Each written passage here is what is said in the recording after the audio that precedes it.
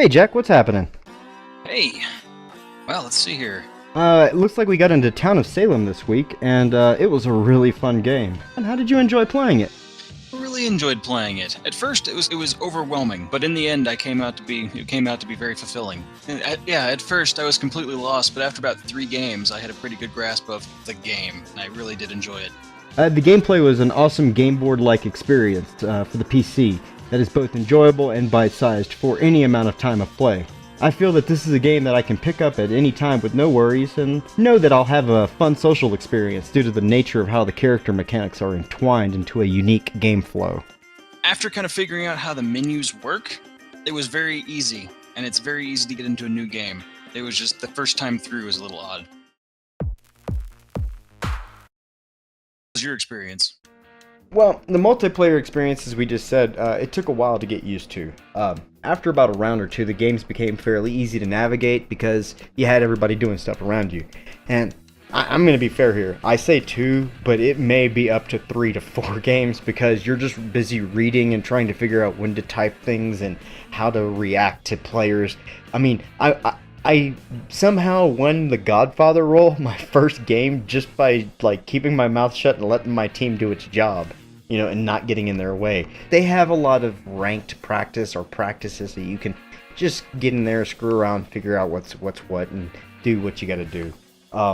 But as far as the technical end of it, multiplayer experience, it was great. I was able to get into a round really easy. If I lost or if I died, I was able to exit the game and then get into a new game really fast. But that kind of goes to another point. I had to literally exit the game, shut it down completely in order to restart the round.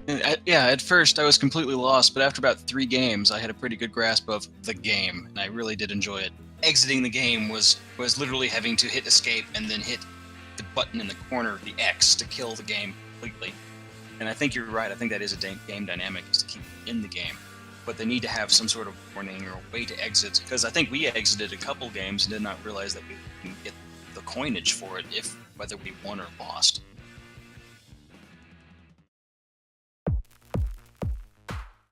Tell me, was it balanced? The only problem I could foresee is people ganging up together and brigading games.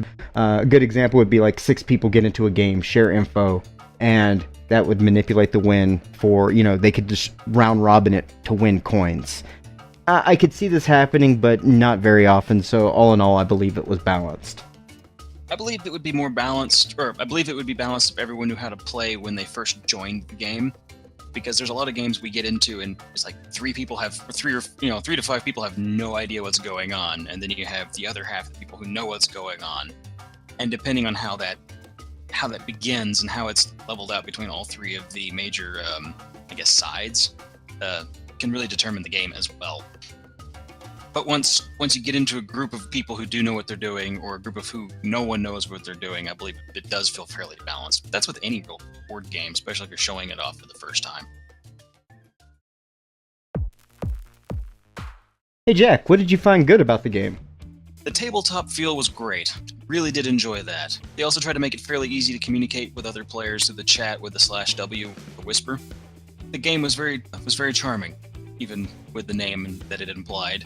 It felt really good to kind of come down to its level and kind of from a different perspective for a game, because it's not a Twitch game, and it's not one that has a whole lot of overall strategy that you can control. You can only control your character and try to convince others. So you're saying it's a wonderful change of pace then? Yes. It'd be one of those things I would love to play if we did a couple hours of one game. I would love to finish off with this one because it had kind of the right pace to slow down. My favorite part of the game was the interesting dynamics in naming your character. You were able to play with friends without having to worry of someone knowing who you were and what your role was. The variety of roles also gave to so many open-ended choices that in chaos rounds you could have a very interesting pairing, such as a town of all vampires or a town of all vigilantes. And that, to me, really put the spice into the basic part of the game, the normal gameplay. How about yourself? What did you find bad?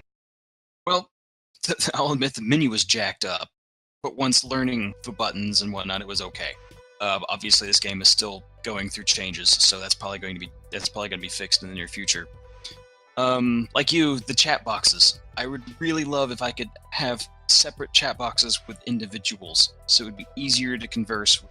I'm assuming the reason they don't do that is because they want you to accidentally screw up and type to everybody.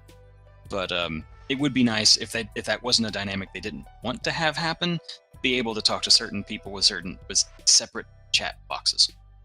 Yeah, this game, for all of its like wonderfulness, the UI just feels clunky. So I have to agree with you there. That's, the game itself needs a little bit of polish.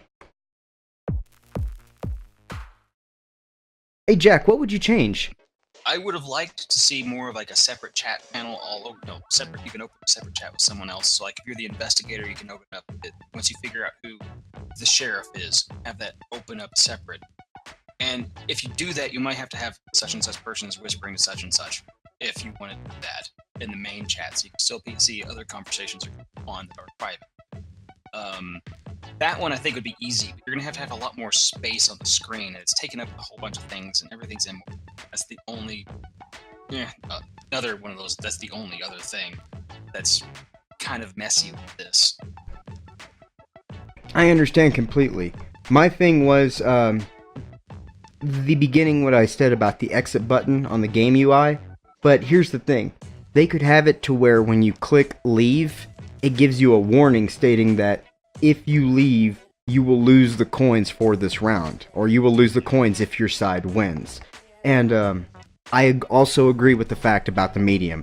I think that the one role that needs a little bit of tweaking is the medium. If they could give them more power other than just being able to talk to the dead, such as have the dead influence votes somehow during gameplay, that too would be a wonderful change of pace into the structure. So, Mog, what is your verdict on this game? Well, right now, I enjoyed it. So, straight up, I'm going to tell you it's not going to get anything bad, but I'll say that it's alright. And only because they shove so much freemium in your face. Like, I've already paid for the game, and I understand you're trying to get a little extra dollar with aesthetics. And that, I'm cool with that. The dollar prices are, it's like $2 and $3. It's like a mobile game. I'm okay with that. But if they just backed down that freemium push, I could see this as a solid game of the month. I'll agree with you on that. The freemium part was one of those things of I paid for the game. However, you do get the in-game coinage for every time you win a round. So if you don't want to buy aesthetics, you don't have to. You just have to work for it. So I will give this as well an alright. It is definitely a game I do not mind picking up every now and then to play a couple of rounds. Yeah, I'll tell a friend about it, but I'm not going to say you need to get this right now. Well, man, I appreciate you coming down to sit with me and talk about Town of Salem. My name's Mog. I'm Jack. Take it easy. Peace.